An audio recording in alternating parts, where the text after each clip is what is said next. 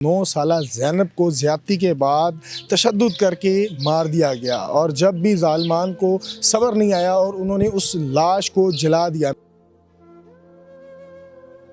बाजी जबरदस्ती पूरा ग्लास पड़ा दिया। तो उसमें क्या था? जहर मलाई हुई थी। ਤੇ ਮੈਂ ਕਿਹਾ ਕਿ ਮੈਂ ਨਾ ਕਣਕ ਵੱਢ ਕੇ ਆਵਾਂਗੀ ਤੈਨੂੰ ਲੈ ਜਾਵਾਂਗੀ। ਬਾਈ ਠੀਕ 8 ਦਿਨ ਬਾਅਦ ਉਹਨੂੰ ਲੈਣ ਤੇ ਮੈਂ ਆਈ ਹਾਂ, ਲੇਕਿਨ ਮਰੀ ਪਈ ਨੂੰ ਲੈਣ ਆਈ ਹਾਂ, ਜ਼ਿੰਦਾ ਨੂੰ ਨਹੀਂ ਲੈਣ ਆਈ। ਹਸਪਤਾਲ ਦੇ ਵਿੱਚ ਮਰੀ ਪਈ ਸੀ ਮੇਰੀ ਬੱਚੀ, ਮਰੀ ਪਈ ਨੂੰ ਲੈ ਕੇ ਗਈ ਹਾਂ ਮੈਂ।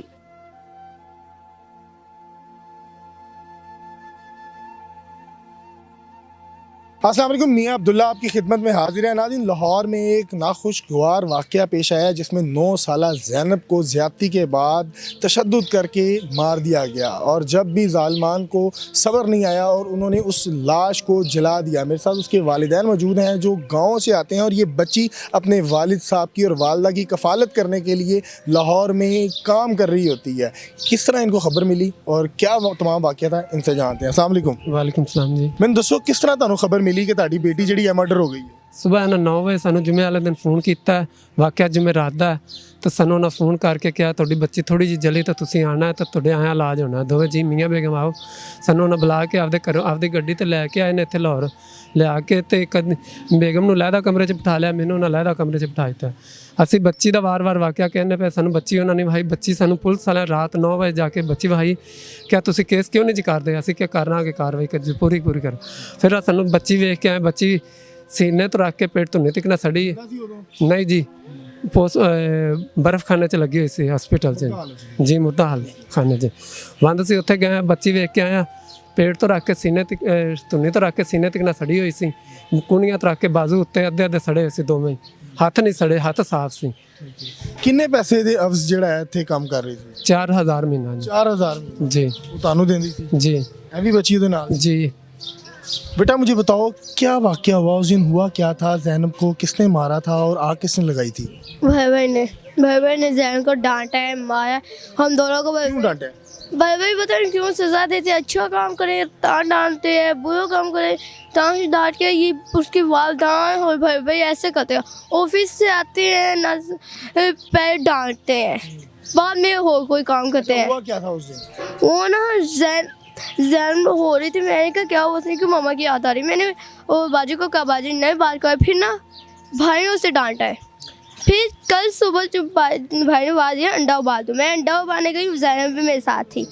मैं अंडा उबाल कर ऊपर चढ़ गई, वो नीचे आई अंडा उबालने। वो नीचे आई, वो ना मेरे साथ नीचे आई थी। भाई ने उसका बाजू पकड़ लिया, फिर भाई ने उसे जला दिया। जब मैंने ऊपर से देखा है, मैंने भाई के हाथ माचिस भी देखे थे ज़्यादा। फिर बाहर निकल के गैस से जब मैंने देखा ना बाहर निकल के ज़ैनब की चीख की आवाज़, मैं नीचे आई हूँ। मैंने वैसे बाजी के पास गया ज़ैनब जल्दी बाजी के पास गई। बाजी को दिखाया, लेकर बाजी ने नहीं कहा पानी गिराओ कुछ करो। जिससे मैंने पानी गिराया, ऊपर लेकर गई हूँ, ट्यूब लगाई है। फिर ठीक थी बात। वो जिंदा थी? जी बातें कर रही थी? हाँ जी बातें हो गया। डेथ कब हुई? जुम्मेवार दिन उससे कहा मामा के पास जाना, मामा के पास जाना। मेरे इतना बाजी को कहा बाजी इसे इसके मामा से बात कर दे, जा इसे इसके घर वालों से बात कर दे, जा इसे हॉस्पिटल है जो कोरोना हॉस्पिटल लेकर गया ना, घर वालों से बात कराई है। बस उन लोगों ने ऐसे उसे घर लगे पता। फिर ना वोमिट की जा रही थी। फिर जब जुम्मे वाली थी बाजी शरबत बनाया, उसे घोल कर वो दिया है। मैंने कहा बाजी ये मैं पी रही। बाजी का तुमने नहीं पीना, जैन का है। फिर जैन को पहले मैंने ही पिलाया, नहीं हुई। फिर बाजी ज़बरदस्ती पूरा ग्लास पिला दिया। उसमें क्या था? जहर मलाई हुई थी। फिर वही जहर ने जब मैंने जहर को वार दिया, वो उठाने की कोशिश की, ना उठी। जब वाली ने देखा मुँह से झाग निकल गई। तब डेथ हो गई थी उसकी? जी मुँह से और नाक से झाग निकल गई थी, डेथ हो गई थी। बाजी मैनू दसो कि यकीनन एक माँ का दुख बहुत बड़ा है और उसकी जो बेटी थी वो उस दुनिया में नहीं रही। बाजी मैनू दसो कि ਤੁਹਾਡੀ ज़ैनब नाल फोन ते गलबात ਹੁੰਦੀ ਸੀ? हाँ जी भाई। ਕੀ ਕਹਿੰਦੀ ਸੀ? ਬਾਜੀ ਮੈਂ ਨਾ ਬਸ ਪਰੇਸ਼ਾਨ ਰਹਿੰਦੀ ਸੀ, ਖੁੱਲ ਕੇ ਗੱਲ ਨਹੀਂ ਸੀ ਕਰਦੀ, ਕੁਝ ਦੱਸਦੀ ਨਹੀਂ ਸੀ। ਕੋਲ ਬਹਿ ਕੇ ਗੱਲ ਕਰਵਾਉਂਦੇ ਸੀ ਤੇ ਖੁੱਲ ਕੇ ਗੱਲ ਨਹੀਂ ਸੀ ਕਰਦੀ। ਉਂਝ ਕਹਿੰਦੀ ਸੀ ਕਿ ਮਮਾ ਮੈਂ ਨਾ ਇੱਥੇ ਨਹੀਂ ਰਹਿਣਾ, ਮੈਂ ਇੱਥੋਂ ਆ ਜਾਣਾ। ਮੈਂ ਕਿਹਾ ਬੇਟੇ ਠੀਕ ਹੈ, ਅਸੀਂ ਨਾ ਕਣਕ ਵੱਢਦੇ ਪਏ ਸਭਾਈ ਮਜ਼ਦੂਰ ਬੰਦੇ ਤੇ ਮੈਂ ਕਿਹਾ ਕਿ ਮੈਂ ਨਾ ਕਣਕ ਵੱਢ ਕੇ ਆਵਾਂਗੀ ਤੈਨੂੰ ਲੈ ਜਾਵਾਂਗੀ। ਬਾਈ ਠੀਕ 8 ਦਿਨ ਬਾਅਦ ਉਹਨੂੰ ਲੈਣ ਤੇ ਮੈਂ ਆਈ ਹਾਂ, ਲੇਕਿਨ ਮਰੀ ਪਈ ਨੂੰ ਲੈਣ ਆਈ ਹਾਂ, ਜ਼ਿੰਦਾ ਨੂੰ ਨਹੀਂ ਲੈਣ ਆਈ। ਹਸਪਤਾਲ ਦੇ ਵਿੱਚ ਮਰੀ ਪਈ ਸੀ ਮੇਰੀ ਬੱਚੀ, ਮਰੀ ਪਈ ਨੂੰ ਲੈ ਕੇ ਗਈ ਹਾਂ ਮੈਂ। सारे मुलजमान गिरफ्तार ने? ਹਾਂਜੀ ਗ੍ਰਿਫਤਾਰ ਨੇ, ਪਰ ਉਹਨਾਂ ਨੂੰ ਨਾ ਕੋਈ ਸਜ਼ਾ ਨਹੀਂ ਮਿਲ ਰਹੀ, ਆਰਾਮ ਸਕੂਨ ਨਾਲ ਬੈੱਡ ਤੇ ਪਏ ਹੋਏ ਨੇ ਭਾਈ। ਸਾਨੂੰ ਸਗੋਂ ਧਮਕੀਆਂ ਲਾਉਂਦੇ ਨੇ, ਸਾਨੂੰ ਡਰਾਉਂਦੇ ਨੇ। ਨਵੀਦ ਵੀ ਡਰਾਉਂਦਾ ਤੇ ਦੂਸਰੇ ਵੀ ਡਰਾਉਂਦੇ ਨੇ, ਕਹਿੰਦੇ ਨੇ ਕਿ ਤੁਸੀਂ ਅਗਰ ਇਹਦੇ ਖਿਲਾਫ ਤੁਸੀਂ ਨਹੀਂ ਲਓਗੇ ਵਾਪਸ ਕੇਸ ਤੇ ਅਸੀਂ ਤੁਹਾਨੂੰ ਵੀ ਸਜ਼ਾ ਦੇਵਾਂਗੇ, ਤੁਹਾਨੂੰ ਵੀ ਇਵੇਂ ਲਿਆ ਕੇ ਬੰਦ ਕਰਾਂਗੇ। नाज़रीन, यकीनन जो ज़ैनब थी वो तो अब दुनिया में वापस नहीं आ सकती, लेकिन उसके मुलजमान को यकीनन कैफिर किरदार तक पहुंचाना चाहिए। और ये कानून नाफिज करने वाले जितने भी अदारे हैं उनको देखना चाहिए कि बेटियां सबकी साझी होती हैं और इंसानियत जो है वो सबसे बड़ी चीज़ है। मेरे साथ फ़ियाज़ रामे साहब मौजूद हैं जो इस केस को देख रहे हैं और पहले भी आप इनको जानते हैं, इनकी बातें सुनते रहे हैं और बड़े बड़े जो हाई लेवल केस हैं उनको देखते रहे हैं। सर कैसे हैं? बिल्कुल ठीक ब्रदर, आप सुनाएं। ठीक है। अल्हम्दुलिल्लाह। फ़ियाज़ भाई, क्या समझते हैं कि जब भी गैस का जब भी जो उनका मौक़िफ़ था कि ये सिलेंडर फटने की वजह से बच्ची ज़ख्मी हुई, सिलेंडर फटता है, मुलजमान बच जाते हैं और जो मुलाजिम होते हैं उनका ही नुकसान होता है, क्या वजह है? एक तरफ का नुकसान क्यों? देखें, सबसे पहले तो ये दो तरह की FIR है, एक रेप की FIR है, एक मर्डर की FIR है। और इसमें जो बज़ाहिर सिम्टम नज़र आ रहे हैं या जो एविडेंस सामने आ रहे हैं उसके मुताबिक तो ये सीधा सीधा मर्डर केस लग रहा है। और क्योंकि सिलेंडर फटने के या किसी और चीज़ के एविडेंस सामने नहीं आए अभी तक, और मेडिकल के दौरान भी कुछ ऐसी चीज़ें आई हैं जिसके बाद MS ने खुद कॉल करके SHO को कहा कि आप इसकी FIR लॉन्च करें। और जब पोस्टमार्टम एग्जामिनेशन हुआ तो उस वक्त पुलिस को वहाँ पे मौके पे बुलाया गया और कुछ ऐसी चीज़ें शेयर की गई जो अभी ओपन नहीं हुई। और ये दूसरी बच्ची का जो मेडिकल है, ये मैंने देखा है, इसमें जो रेप के सिम्टम्स हैं वो वाज़ह हो रहे हैं। तो ऐसी सूरत हाल में यही है कि ये 302 और 376 इनके ऊपर 2 FIR हो चुकी हैं। तो इसमें मैं यही कहूँगा कि इसमें दो तरह की बातें हैं। एक तो इसका merits of the case ensure करने के लिए किसी SP रैंक के बंदे को इसकी इन्वेस्टिगेशन करनी चाहिए, क्योंकि ये सब इंस्पेक्टर या ASI के बस की बात नहीं इस तरह के होमोसाइड के मुकदमात को डील करना, जहाँ पे आप फोरेंसिक लैब का भी जो कानून है वो भी फोरेंसिक साइंस का भी कानून इम्प्लीमेंट हो रहा है और बहुत सारी चीज़ें जो हैं वो लेकर चलनी होती हैं। तो ऐसे मामलात में एक सिंपल भी है कि ये सब इंस्पेक्टर या ASI लैक ऑफ ट्रेनिंग है, वो उसके बस की बात नहीं है, नहीं कर पाएगा।